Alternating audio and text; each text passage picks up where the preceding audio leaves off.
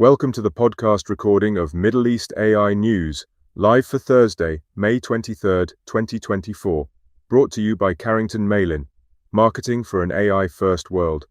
You're listening to my discussion with Thomas Pramotedham, CEO of Abu Dhabi-based big data analytics company Presight. We're talking about how AI and big data analytics are transforming public services, the growth of Presight's business, and the company's strategy to enable all public services with generative AI. So let's dive into today's topic. In today's Thursday Deep Dive, we're going to be talking about Presight, how it brings artificial intelligence and big data analytics to government and private sector customers all over the world, how AI is changing public services and the company's development of AI products. And we're going to touch on quite a broad range of things: the rise of big data analytics in public services, Presight's core business sectors, and touch on the Q1 results, the acquisition of AIQ and the new partnership that was announced recently with Intel, and Presight's AI products, solutions, and cutting-edge technology, and more depending on how we get on, how much time we've got left. I'm going to be joined by Thomas Pramotedham, CEO of Presight. Thomas is a digital transformation leader who's supported and driven government and smart city technology initiatives globally. He moved to the UAE in 2021 to join the then recently launched Presight. And prior to this, he was CEO of ESRI Singapore, which is a subsidiary of Environmental Systems Research Institute, a global leader in geographical information systems. Before ESRI, Thomas worked in several key positions across technology, business consulting in Singapore and Hong Kong. As Presight CEO, he has a focus on creating nation-building partnerships in the Middle East, Central Asia, and Africa, other places besides, and orchestrates the creation of new businesses that help shape the next generation of cities, businesses, industries, and government administrations across the globe. So a warm welcome to Middle East AI News Live. Thomas Pramotedham, CEO of Presight. Hi, good afternoon, welcome. Thanks for having me on the show. Great you could make it. You certainly seem to have your hands full this year. I see lots of announcements. I know that you're just wrapping up ISNR in Abu Dhabi today, and that Presight's also taking part in Marrakesh, GITEX Africa next week. That's correct. A lot on. Yeah, it is. It's been an exciting year. It's been exciting 3 years for me since the inception of Presight, and we definitely have grown leaps and bounds, including the listing last year and the continuous momentum we're getting throughout the year. Fantastic. Thanks for making the time, because it's really great to get to talk and find out more. And it's a company that I know a lot of people are curious about, want to find out more about. So let's dig in. So you've recently announced some impressive quarterly results. So it'd be great if we could start taking a step back and looking at what Presight's core business is and what's driven those results. Well, I think you can see it from this quarter, but I think one way is to take a step back and look at the genesis of the company. Since 2020, 2021, we've been providing federal-based systems using digital transformation, big data analytics to the Abu Dhabi government. In fact, during the COVID year, we were the platform that managed the pandemic in its allocation of resources, identification of risk scores, leveraging big data analytics really to keep the UAE open. And in that breath, we've extended the same work we do to welcoming 24 million visitors to Expo 2020 and providing a comprehensive analytics-driven system to manage the visitors that come in the UAE. So this is the background of what we do in the public sector. And the results have continued to given us good financial growth in 2022, 2023, when we listed with an annual revenue of $423 million US dollars and a profit of 147.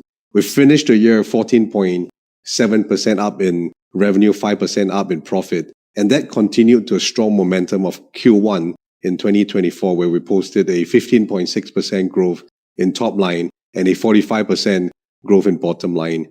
And the way we see it, digital transformation through big data analytics and applied AI has been a key focus and key driver for what Presight is doing. Of course, not including the new and emerging growth sectors that we have in financial, utilities, smart cities infrastructure, and of course, the recent acquisition of AIQ deep into the energy sector.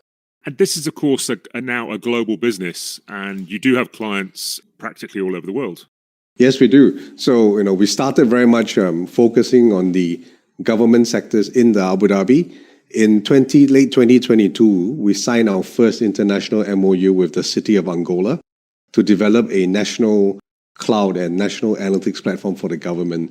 And that started the mandate to take UAE-based technology that's been deployed by Presight in the UAE into the greater region. And right now, we are proud to inform that we have about 14 active markets that we're operating in. And more recently, you have seen us announce MOU for smart cities in Albania. We're developing the smart city platform in Kazakhstan as part of the joint venture we have with Samruk Hazina, the sovereign fund of Kazakhstan, and we're developing the capital city's Astana smart city platform. So yes, it has been a big push, being a part of the Abu Dhabi ecosystem and standing on top of shoulders of giants and taking this technology out to the region. Very impressive, very impressive. If we could sort of touch on some basics, because AI and big data analytics is something that we've been hearing about for the last few years. What's the change that you see that's actually happening for government administrations and city administrations? I think a big part about it is this. If you've seen in the last 5-8 years, even before generative AI became such a big topic, the incremental budgets added to governments across the world, especially the emerging governments, has been high. Digital transformation in the public sector itself, it amounts to about 1.2 trillion in budget. And this is simply the digitalization and digitization of government services. And a big part of that is driven by this. The work that the government do in improving public services through AI, big data analytics, digital transformation is one that it's a decision taken by some, but impacts millions of people. And the impact is felt on the ground because it's the way people live, it's the way people play, it's the way people work. A simple example in the UAE, digital transformation that allows us to use the UAE pass, for instance, to access services is one big driver. In the public sector, we've launched a recent contract with the National Crisis and Emergency Management Agency of the UAE to take big data and AI and analytics to improve the response time of first responders, better predict operations. And in short, the citizens really feel that because time to receiving aid, whether it's an accident, it's a medical incident, or a crime, is now dramatically shortened. And that's why digital transformation in the public sector has such big impact, because it's felt by every one of us in our daily lives. Just to drill down into that great example just for a minute. So using big data and analytics presumably helps shorten the cycle of the information flow, finding out what's going on, and to provide the information that allows people to do the right things in the right places. Is that pretty much what it does? That's correct. There's so many different information streams that comes in that surrounds a public incident, right? Knowing which resource to deploy, who has the right capability, who's available at the right time, and the right skill set to answer a response is key, right? The time that you take to organize multiple streams of first responders from police, fire, ambulance, and knowing exactly where your resources are and predict the outcomes of aid to an incident, it's what shortens the time to saving lives. It shortens the time to answering and protecting property. So without the ability to access multiple streams of big data, without the ability to analyze that and have AI algorithms that run some of this prediction process for you, the time taken to respond will be much slower, and that has a direct impact on our day-to-day and family lives. And you have quite a wide portfolio of solutions for government administrations and cities. So what does that cut across? What kind of sectors does that have within those areas? So the areas that we do really well and dominant is one. The basis of Presight, it's about the ability to interpret multiple streams of data. So very large data sets enabled by AI algorithms that help us make sense of it. Where we've applied it well, I've described to you what we do in the public sector, particularly in law enforcement. We've extended it to finance. In Abu Dhabi, we support the Abu Dhabi Accounting Authority, the administrative body that runs our annual audit for over 547 entities. We shorten the work stream by making audit more autonomous. We improve the time taken to do audits. When you look through large amount of audit materials, we take the work time from 7 days down to half a day. We increase the sample size through AI algorithms and digitization, that now the auditors can not only do a 10% sample, but if they choose to do 100% sample on related documents to look for anomalies, to look for fraud, to look for incidences.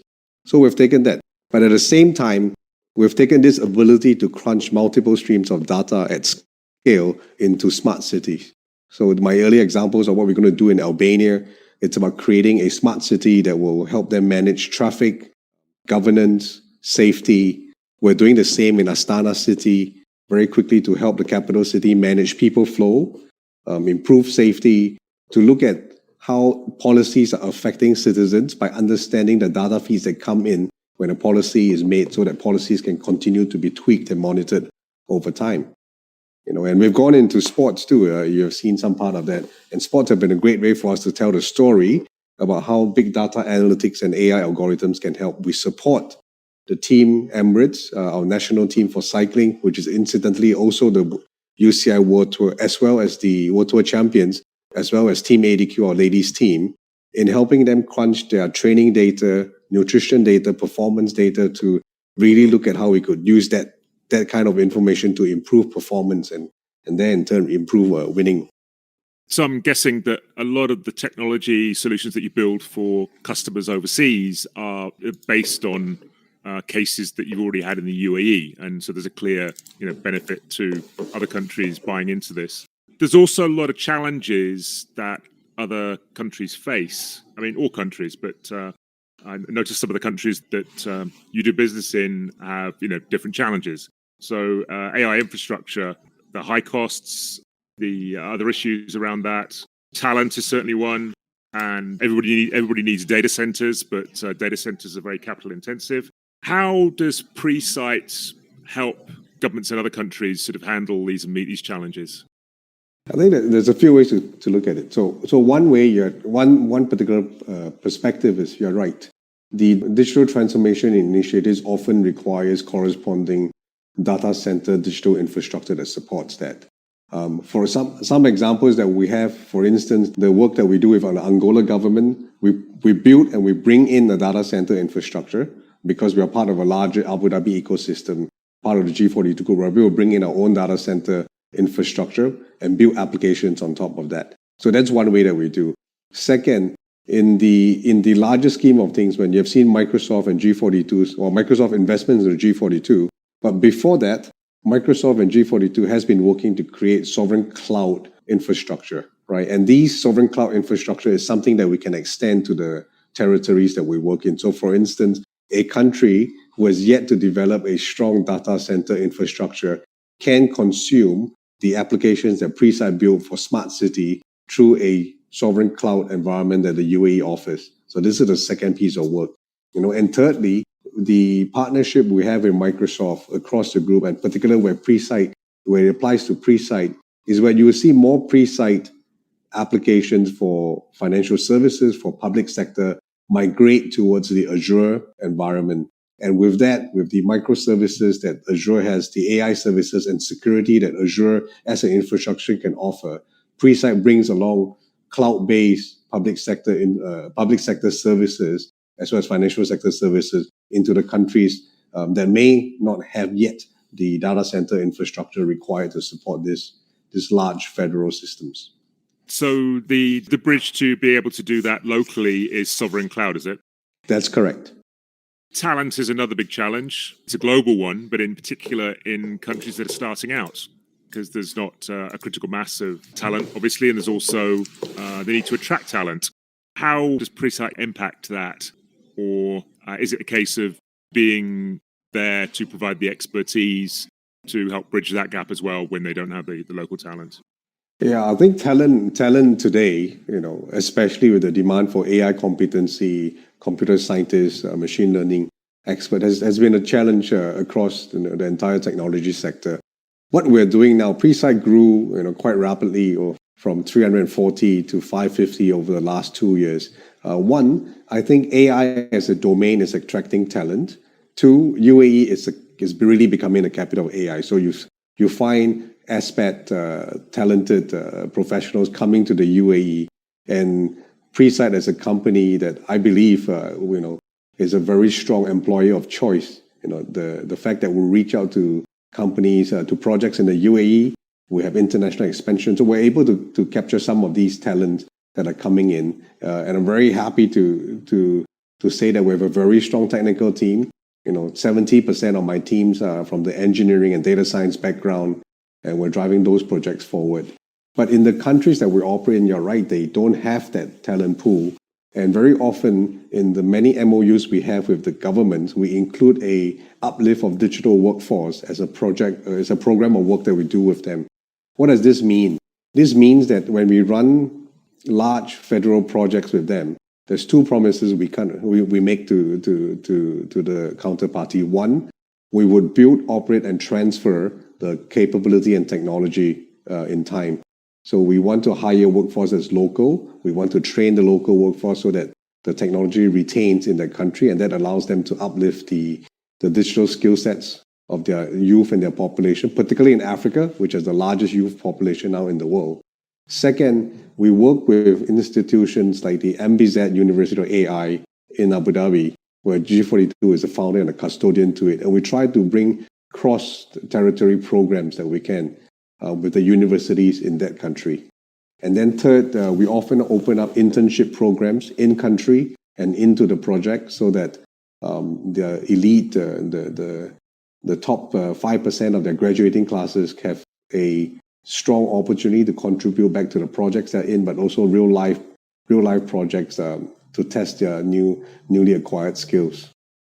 Does this result in you having employees all over the world? Well, there's two ways we're doing it now. In the UAE is HQ. We are an Abu Dhabi-based, Abu Dhabi-founded company. So majority of the workforce is here. Quite recently, Kazakhstan is a Central Asia hub for us. So we've opened up Presight Kazakhstan, and we're scaling up and building up a team there. One, to support the smart city project that I just told you about. But there are several streams of work that we're doing. Second, we've started a branch office in Azerbaijan as a second in Baku City, as a second node in Central Asia, where we're hiring to support them in their utilities digital transformation projects. And quite certain we would find a hub in Southeast Asia, and again set it up as we support the national programs that we will develop in that country. So, Thomas, let's move on to your product development, because I know you have a great number of products, and I'm curious to what they are and what they do. You're definitely pioneering the use of AI, and I know you started incorporating Gen AI in with your products as well. The basis and the genesis of the technology within Presight is a big data analytics platform. So it's strong in interpreting multiple streams of data across different formats, so driving data interoperability, the ability to understand and interpret and find insights across different data sets. So that's the base of it. Then we developed the AI algorithms that automate and improve the speed of which and the understanding of this data, from sentiment analysis to profiling, object detection, behavioral. And now with that basis, which forms an AI library of up to about 100 plus training models that we have in NLP, multimedia, prediction, and behavior, we curate them to support domain-specific solutions. So Presight's in the business of applied technology, applied AI. We curate them to look at public sector. Okay, what do we need for law enforcement? What are the algorithms we need for e-citizen government services for better policy planning? For instance, we curate a solution set that we now support the Emiratis Talent Competitiveness Council to look at profiling and understanding and predicting where Emiratis skill set should be trained, in which Emirates should policies, incentives be increased, which job profiles would match skill sets of the Emiratis of today and Emiratis of tomorrow. So it's about taking this algorithms that we have.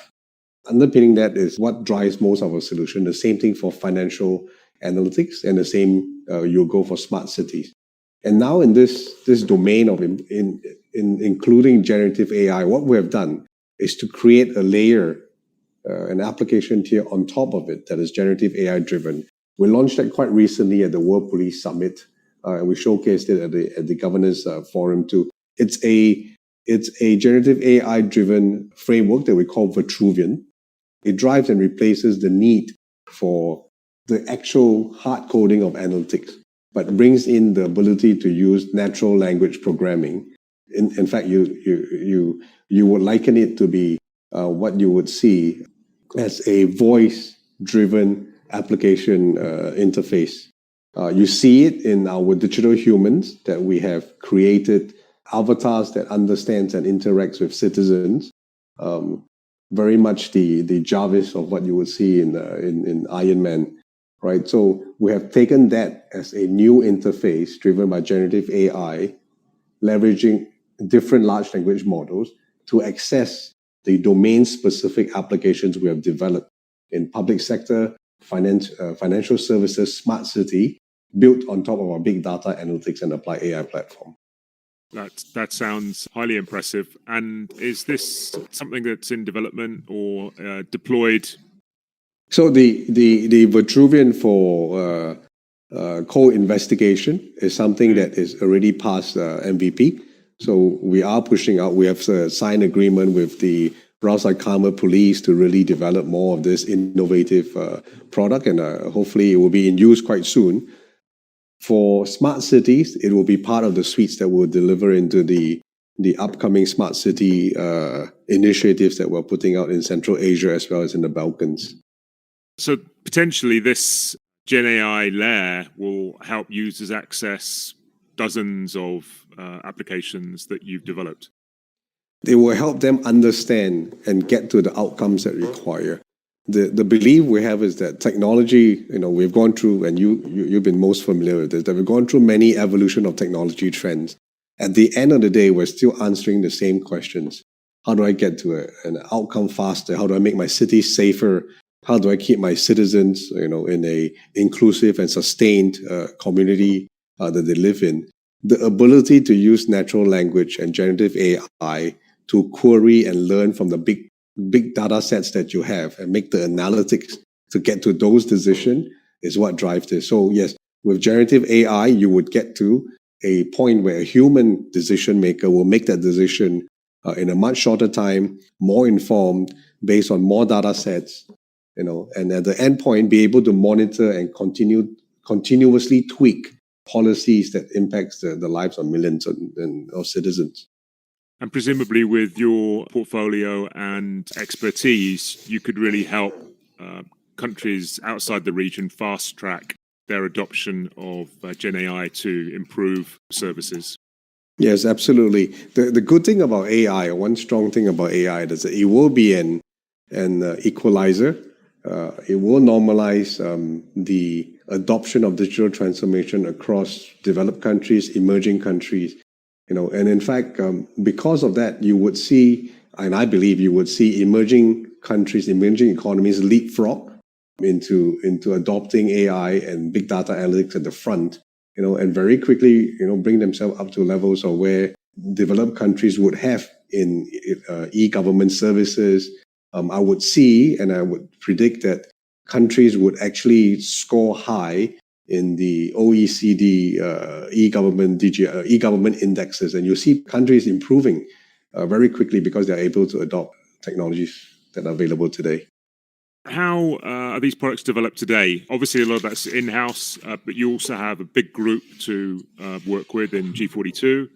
You've also just signed a partnership with Intel to develop products.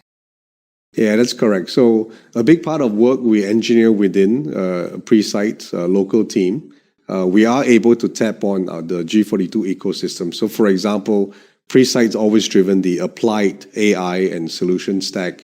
We're able to leverage the JACE Arabic large language model that's produced by our sister company, Core42. We're able to incorporate that into our solutions. We're able to work with Bayanat, our space, which is now Space 42, to bring in geospatial algorithms into the solution that we offer. So we're able to tap on that within the ecosystem. And for that, I think we are very much enabled and is in a good place to drive much of this adoption. And then externally, like our recent Intel partnership, that partnership is really to take a smart city solution to the edge. And why do I say that? With Intel, we're looking at Presight solutions that can be supported by Intel, but taken to the edge. Because some of these cities and countries like you so described earlier do not have the large data center infrastructure as yet. But for them to be able to benefit from edge computing and the solutions that Presight algorithms and AI solutions can offer, it is taking the compute down to the edge. So it could be a city that doesn't have a data center yet, but we could put nodes of Presight AI boxes, right, that will support the smart city. And you would imagine it to be a neural network of nodes of smart cities AI algorithms engineered by Presight in an Intel box or in a AI box that can be at the forefront. And collectively, this forms a edge smart city solution. It sounds like you're doing some really leading product development here. Do you see these Intel Smart City products being used in, the UAE, or would that lend itself more to developing countries that don't have a lot of fiber? I think it's fit for purpose. So in the UAE, you probably won't see it being used in the main cities. So, for example, our foray into the energy sector, where oil rigs, oil wells, a little further out with a little less connectivity, but requires high computation resources. These are potential sites that we'll look at. So this is one solution that I'm certain that our team from the energy sector would embrace to see how we could bring edge computing to remote locations, remote sites. Of course, in every developed country that has a vast territory they have to manage, not the entire country will be well linked by fiber connectivity, right? And this is another combination that can bring out. And this applies not only to smart cities. We could bring remote healthcare, telemedicine into a region that is further out. And you just touched on oil and gas. Acquisition of AIQ, bringing AIQ closer to Presight. What are the benefits? Far more than just changing hands. One, the way we see it, that the AIQ acquisition and us welcoming ADNOC into our cap table this year. In fact, the deal was just recently approved 2 days ago at the annual general meeting.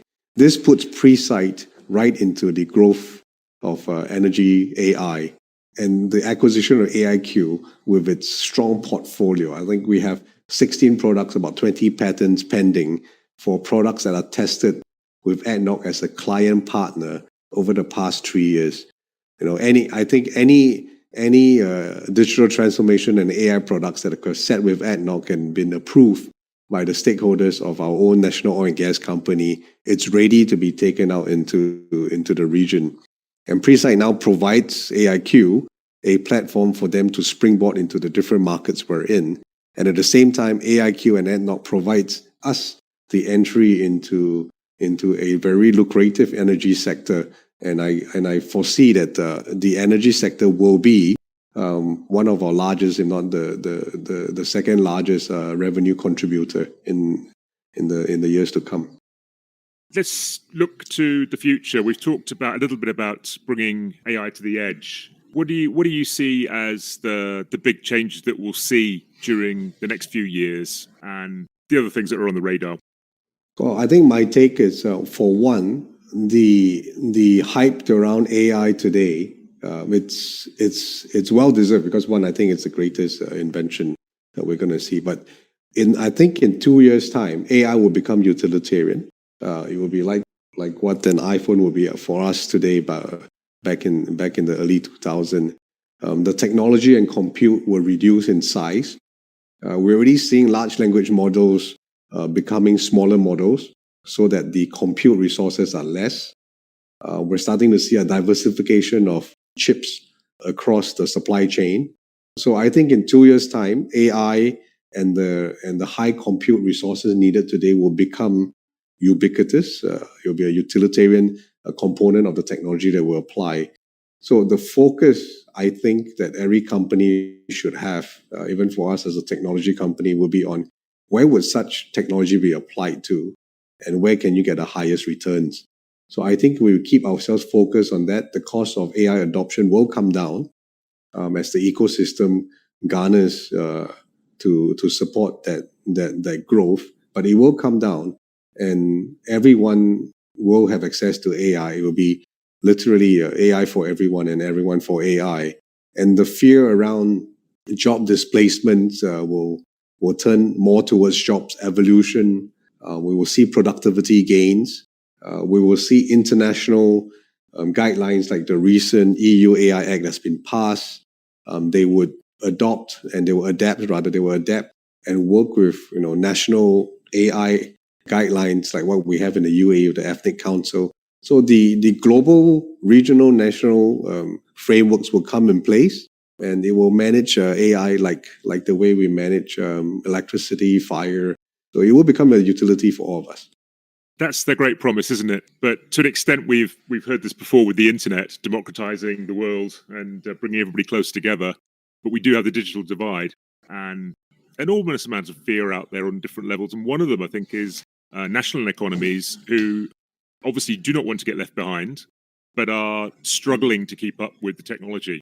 Do you think there's a danger there that we will see countries slip back and not be able to keep up?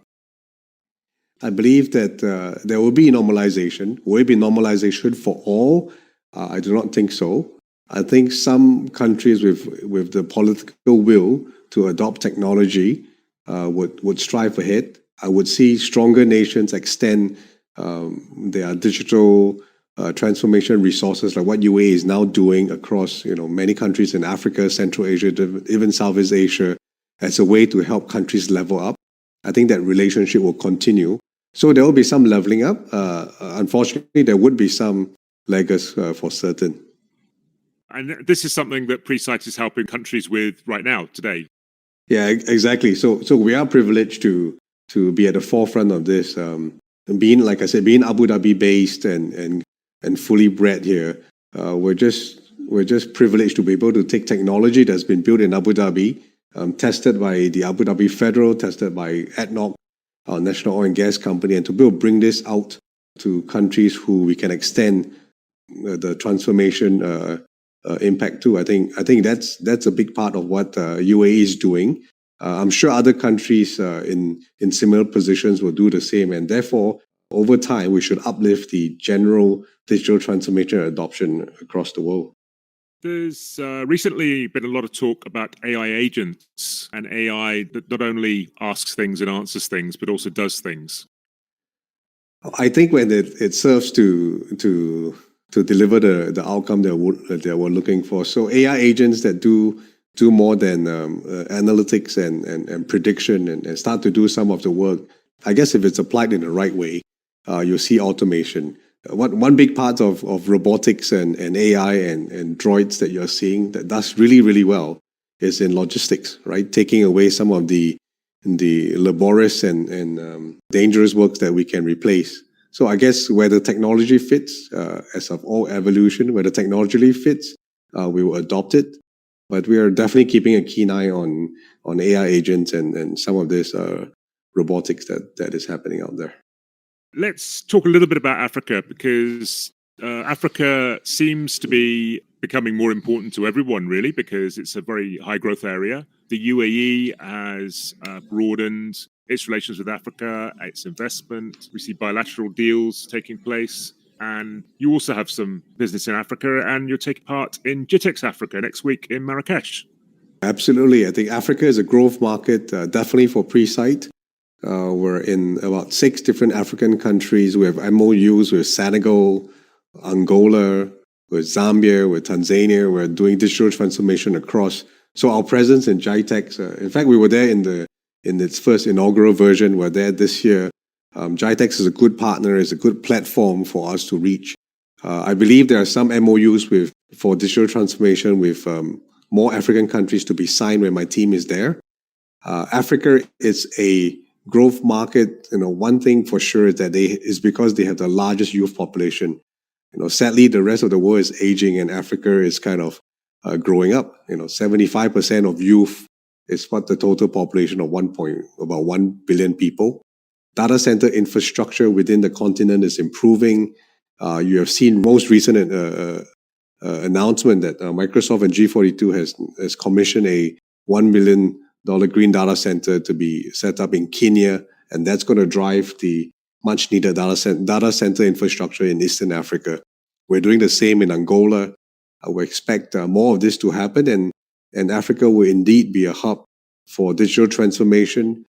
There are 50-odd countries that, you'll see a third of them leapfrog because of digital transformation. You'll see the remaining of them catch up. And as a whole, I think this will uplift the African economy and in turn benefit many of us, especially companies like Presight, coming from a base in the Middle East, in UAE, to really capture that growth trajectory. The deal for Kenya is certainly very large and extremely comprehensive, and it promises to create hyperscale services in Kenya, regional cloud for East Africa, for Microsoft Azure, a lot of training and education, a lot of collaboration, cooperation between NGOs, universities. Where might Presight fit in that picture? Well, the earlier conversation, the points we were discussing about how data center infrastructure powers Presight's growth. So, we're moving our smart cities to smart city solution to Azure. We have new solutions that will be part of Azure, that will make an impact to the public sector that we serve. So having a large data center infrastructure that supports Azure in East Africa, it will turbocharge what we're doing. And that's potentially something that might happen in other countries as well. So we'll need to watch this space. Any other hotspots around the world that are really a focus for you at the moment? I think so. Africa, we spoke about it because of its immense potential. I think Central Asia is the second point that we should pay attention to. Kazakhstan being a really strong hub. They're one of the largest land-based countries in the world with a strong population. They serve, a large region. So the work that we've announced with them, our joint venture with Samruk Hazina, which is a $75 billion sovereign fund that they hold. Our joint venture was set up to drive digital transformation in Kazakhstan. And I believe in time, Kazakhstan will become a hub for us to do more work in Central Asia. So I would keep our eyes on Central Asia. They are doing really well in their digital e-government services ranking. In fact, I believe Kazakhstan's number 28 on the OECD's EDGI index. So that's a testament to where they've arrived. So definitely a place to look at. And a lot more business with the region as well, I think. It's not far away. Yes. Thank you very much for that. It's very interesting. So you're not off to Marrakesh yourself? No. So my team will be in Marrakesh. I'm committed in another market. But, the growth of Presight over the last 18 months internationally has us set up in a way that we have multiple international teams addressing multiple markets. In fact, this month of May, I believe we are in 5 countries, with ISNR here. We're in GITEX coming up. We were in Mauritius quite recently where we signed a energy digital transformation MOU under the umbrella of the Ministry of Energy of the 2 countries. So yes, the team's been busy, and unfortunately I can't be at Marrakesh, which I would really love to. Just to give us some perspective, the sort of international mandate for Presight was early 2022. How many employees did Presight have then? I think we probably were about 330 thereabouts. And now we're about 520. Yeah, it's been building a rocket ship while we're on the rocket ship and loading up the astronauts at the same time. So, but you've also managed to scale way above your hiring rate. Yeah, we are. We're really privileged to be part of the Abu Dhabi Inc. and UAE ecosystem. So the push that we get from being an Abu Dhabi-based company, the ability to sit alongside our ministers at the World Government Summit to really demonstrate that how UAE itself has transformed using big data analytics and AI, and how the same gesture of extending this technology through companies like Presight, it's so forthcoming. And it is we are moving at the speed of UAE's digital transformation initiatives. And that's what's driving a lot of this growth.